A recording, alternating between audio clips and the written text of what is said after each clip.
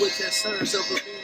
Hatred of the light embedded deeply in my flesh. My skin is brown, my ears are big. I'm self-conscious about the rest. So yes, please check this off my checklist. Let me get back to the business. I'm trying to check this. Let me get my art into the vision. Trying to bless this. Got a little spit flowing cause I got the bubbles and then I'm going in.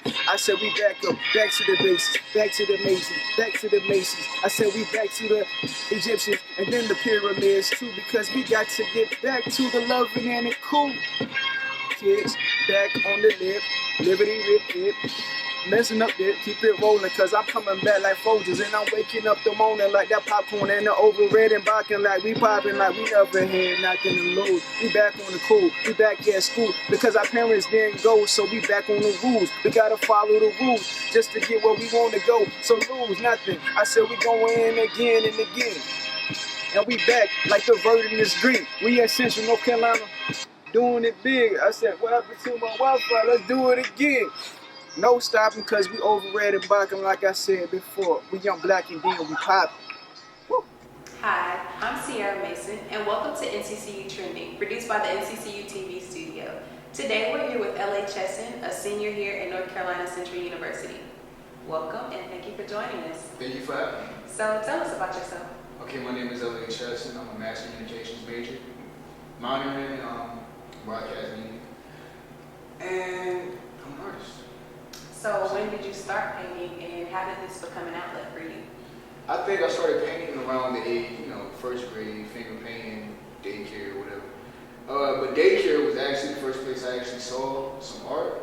So that was when my dad would come pick me up. He would draw a napkin. He would draw airplanes and horses or whatever on a napkin.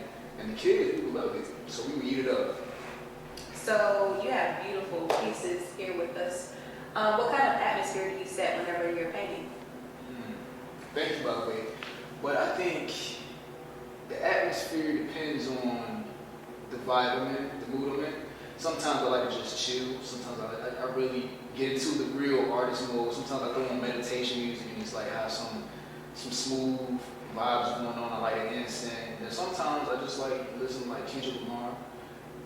Sometimes I like to turn up, and turn up in the sense that I listen to Drake, like the song he got, really big range. Yeah. I like to be hyped, and I just like to be painting and doing my thing. Right.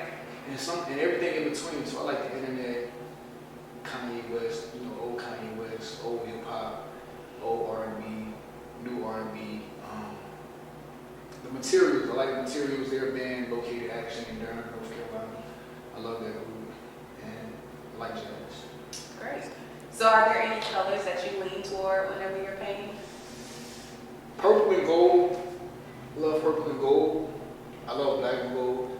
I think those really pop. But gold, the metallic gold, I think that's really one of my favorite colors to use because it symbolizes royalty.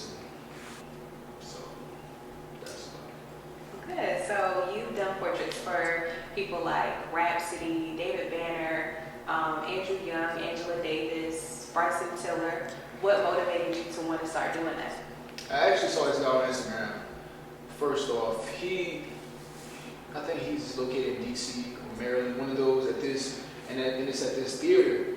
And pretty much at this theater, he has painted portraits of a lot of famous people who come through, like Taraji P. Henson and a lot of people.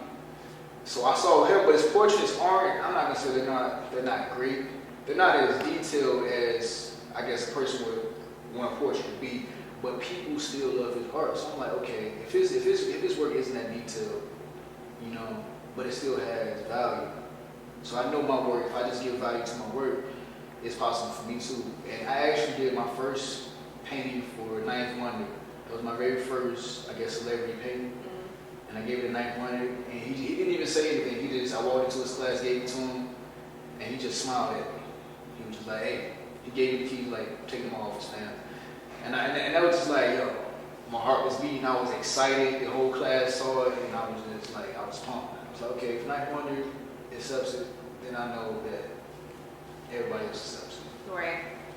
So you also got to meet Ray J whenever he came to campus. And give him your contact information. Has he since reached out to you? Funny thing about that. All right, so I lost my phone the same week as I had gave my car to Ray J. So I didn't receive an email or anything. He didn't hit me up on Instagram. If he would have called me, I wouldn't know because I just got a new number. So, but Ray J, if you're out there and you're listening, hit me up, man. I got a new number, man. So email me, something. But I play. Sure he gets that. Yeah. So have you been starstruck by anybody that you've given your portraits to?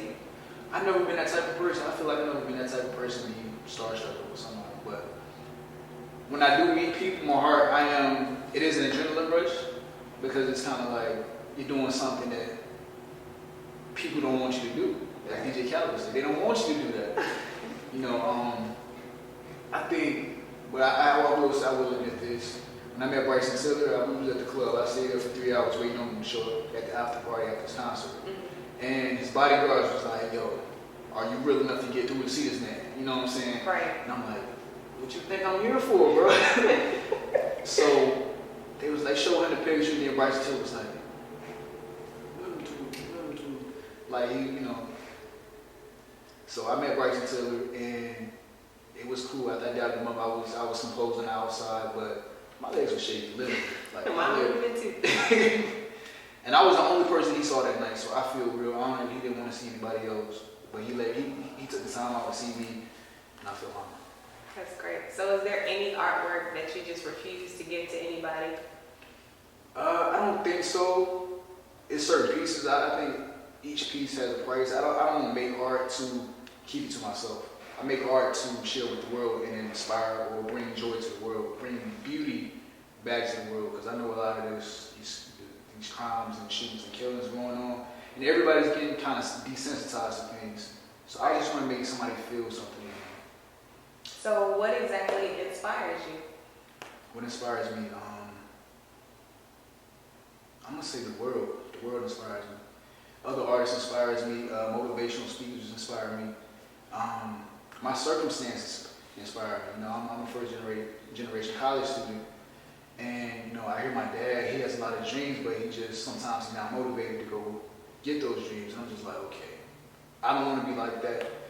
And then just other situations, people inspire me. I love hearing stories about somebody who had everything go wrong in life, but they still rose through the ashes, rose through the pain, and made something out of themselves and inspired and touched other people. So I just want to be that beacon of light to somebody who might be listening. Right. Besides your artwork, is there any other outlets that you have? Yes.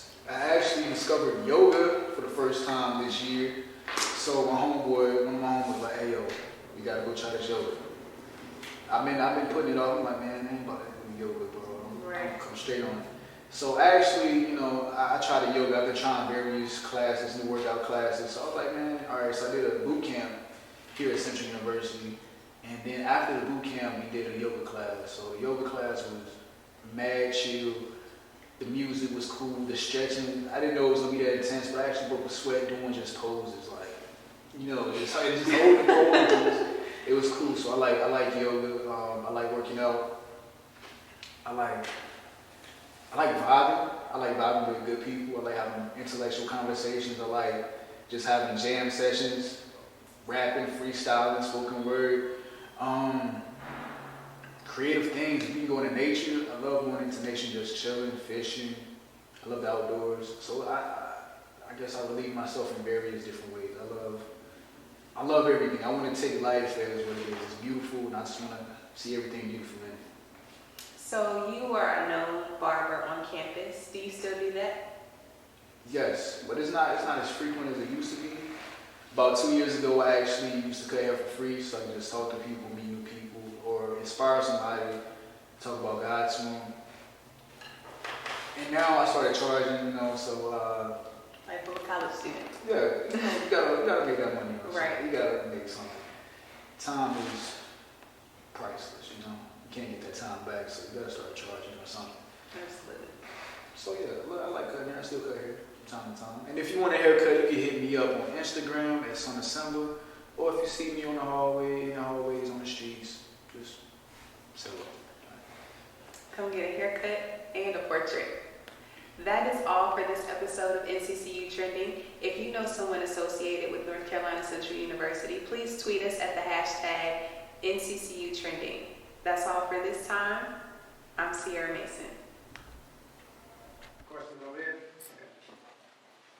My name is Felecia Casey-Hicks. I'm a visual artist. I just want to know, how do we, as artists or musicians or whatever, how do we position ourselves to create relationships with people in the game such as yourself? Or You a visual artist? yes, sir. Like what does that mean? Like I create graphics and stuff? Yeah. We need some graphic guys.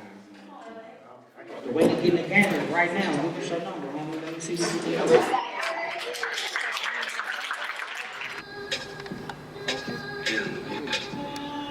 All right, back to the business real quick. All right, so this piece right here, I call it the Golden Child. Check it out. Yeah, it's the Golden Child. Golden Child because it takes a couple features from yours truly, so you know it's nothing evil. I said the glitter and surrounding size is evil. I said evil a situation of people. I said it shows that I'm holy, the only one chosen for this holy mission. Maybe I'm different, maybe I'm so lifted, maybe my eyes are gone because it represents that I am the whole song of everybody in the King of Solomon, and I got to do it because my neck is heavy, strong, and don't need to show the rest of my body. Because the brain is the most important piece of your body. I said, let's go in. Gotta bring back the justice. We out in space because we're universal loving. I said, don't matter if we doing or we're hugging. Don't matter if we're kissing or we're touching. I said, but we next to on the next piece. Pardon my French, but excuse please me. I'm back on this doggo fleece, and I said this is a woman, but her woman is a pleaser. Whoa, let me get a teaser of the next flow, so we go into ether. I said the crown represents, she's a holy priesthood. I said woman is a god in her own nation. I said Africa is where all life stems from. I said we're going in, got to get the gold royal sun. I said the sun is really important because it gives life and meaning. Let me think about that. And in fact, I go back in and I'm hitting this rap. I look at that, then I bring it back one more time. I said I'm looking at the Africa, the sun in the mind. I said the sun can blind if you look too hardly. So you gotta respect it to an extent. So we are Marley. I said we're going off our own vision. I said my painting's on the easel because it's wholly on ascension. And we're different. I saw my name just so, and that's about it. Like it or not, lickety split.